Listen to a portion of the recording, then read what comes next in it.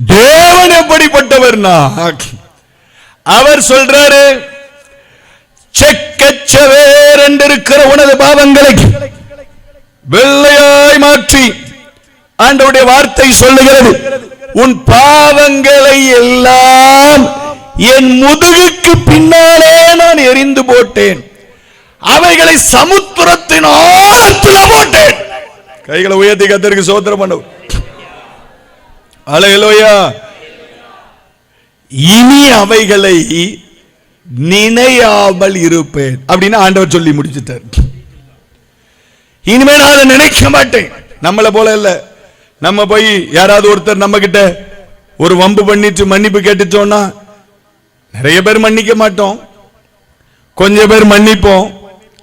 அந்த மன்னிப்பு எப்படி இருக்கும் அப்படின்னா, ஒரு 2 நாள் கழிச்சு அழகா சொல்லி காமிப்பாங்க, நீ இப்படி செஞ்ச ஆளு தானே, நான் உனக்கு பாவம் பார்த்து விட்டேன் பத்தியா, நீ மறுபடி சொல்றா இல்லையா அப்படின்னு திரும்ப கேட்பாங்க.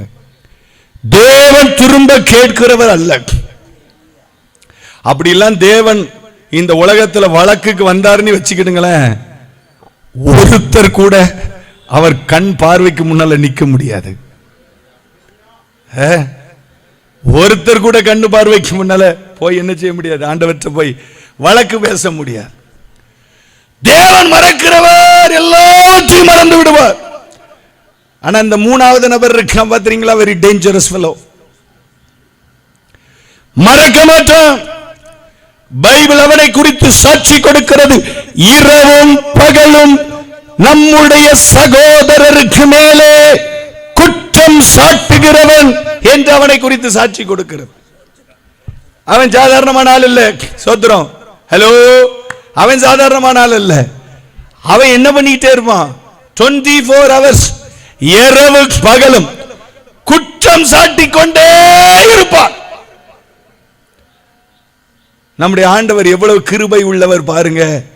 அவ்வளத்தையும் காதுல கேட்டுக்கிட்டு நம்மளை கிருபையா நடத்துறாருன்னா இதை விட கிருபை உள்ள தேவன் யார் உண்டு?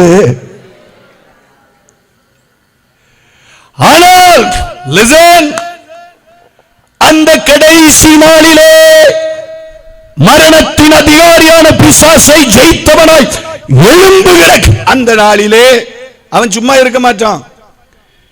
இந்த மனிதன், இந்த மண்ணான மனிதன், இந்த மாமிசமாகிய அழிவுள்ள அந்த மாமிசத்தை தொலைத்து அழியாமையை தரித்துக் கொள்வதற்கு இவனுக்கு என்ன யோக்கியதை இருக்கிறது? அவனிடத்தில் கேட்பதற்கு 1000 காரியங்கள் உண்டு. வேதத்திலே நம்ம வாசித்து